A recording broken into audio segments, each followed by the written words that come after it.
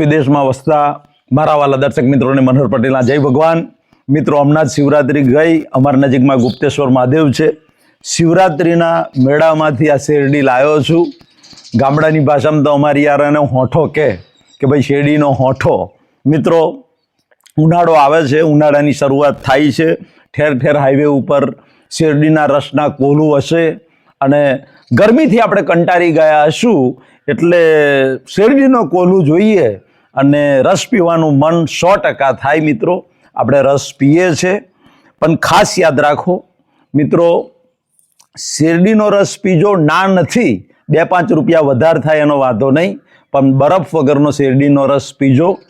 આખો ઉનાળો શેરડીનો રસ પીવાથી શું ફાયદા થાય છે હું તો યાર આવો હોઠો મળી જાય. અમારે તો અહીં નજીકમાં શેરડીવાળા હોય, ખેતરોમાં શેરડી કરી હોય તો અમે તો વેચાતી લઈ આવીએ અને ભાઈબંધની હોય ને તો મફત મળી જાય 2-4 રાડો આવો અને પછી બેઠા બેઠા શાંતિથી જુઓ ને અમારો વાડો છે, આ કુદરતી દ્રશ્ય છે અને ખેતરો છે, કશું કોઈ પોલ્યુશન નથી, બધો ખેતરો છે, આ બાજુ કશું છે જ નહીં.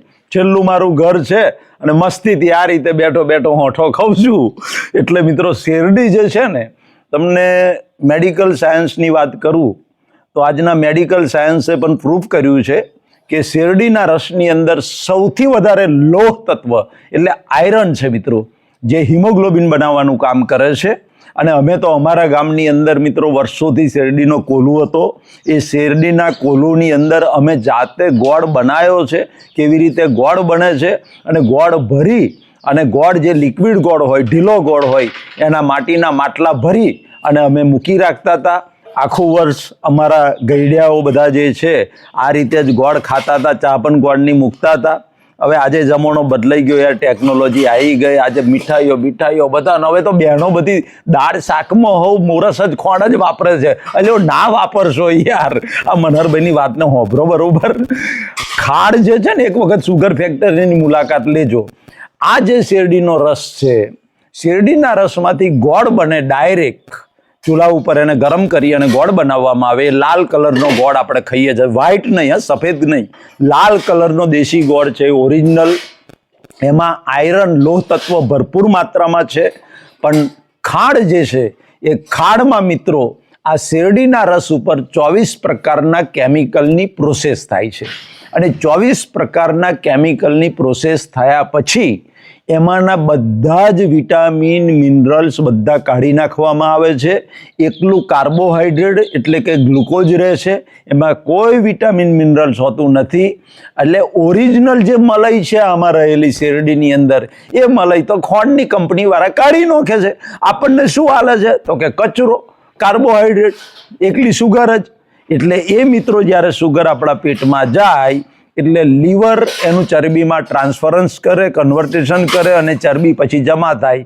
પછી મીઠાઈઓ બધી ખાધી હોય, એ લગ્નોની અંદર કોપરા પાક ને, સાલમ પાક ને, ચોકલેટ બરફી ને, ગુલાબ જાંબુ ને, બધી કોઈ મીઠાઈ મોરસ વગર તો બનતી જ નહીં. ખોળ તો જોઈએ જ. હા, ગોળની મીઠાઈ કોઈને ભાવતી નહીં.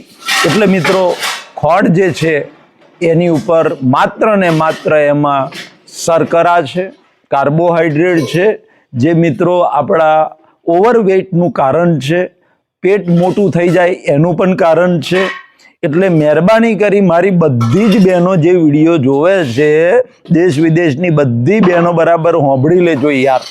તમારો ઘરવાળો એમ કહેતો હોય કે ખોંડ નોખો તો ના કહેજો, મારું નામ લેજો કે મનહરભાઈએ ના પાડી છે. દાળ શાકમાં આજથી છે ને ખોંડ નોખવાની બંધ કરી દો. આગળ ચાની અંદર તમે ખાંડ નાખો તો મરશે, એનો વાંધો નથી, પણ દાળ શાક કે બીજા રસોઈની અંદર દેશી લાલ ગોળ વાપરશો તો મિત્રો સોનામાં સુગંધ મળી જશે, આપણી તંદુરસ્તી જળવાશે. બને એટલી ખાંડનો ઓછો ઉપયોગ કરીએ આપણે.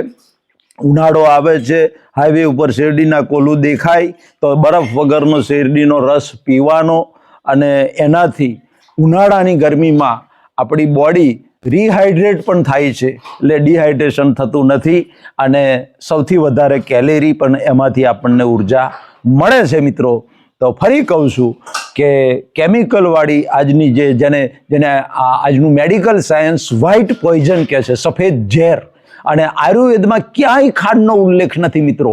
આયુર્વેદની અંદર તમે જોશો તો ગોળનો જ ઉલ્લેખ છે મિત્રો. ગોળ આ શેરડીના રસને ડાયરેક્ટ ગરમ કરવામાં આવે છે. મેં જાતે બનાવ્યો છે યાર.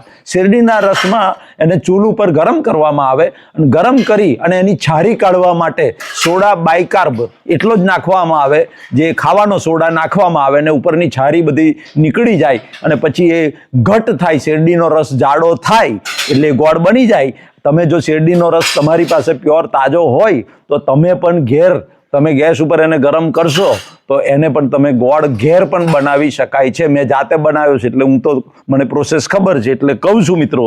તો ખાસ ધ્યાનમાં રાખો કે ખાંડને આપણે છોડી દઈએ અને ઘરના બધા જ સભ્યોને ગોળનો ઉપયોગ થાય, બધા ગોળ ખાય. અને છે ને ગોળ ને ચના યાર, એ તો આમ ઘોડા હોય ને, ઘોડા શું ખાય છે? ચના ખાય છે.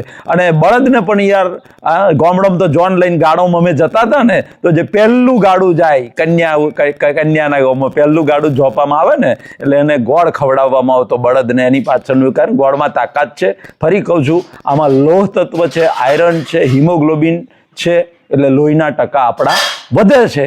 તો મારા બધી જ ભાઈઓ અને બહેનોને કહું છું કે યાર બને એટલી ખોણ ઓછી કરો ને ગોળ વાપરવાનું ચાલુ કરો.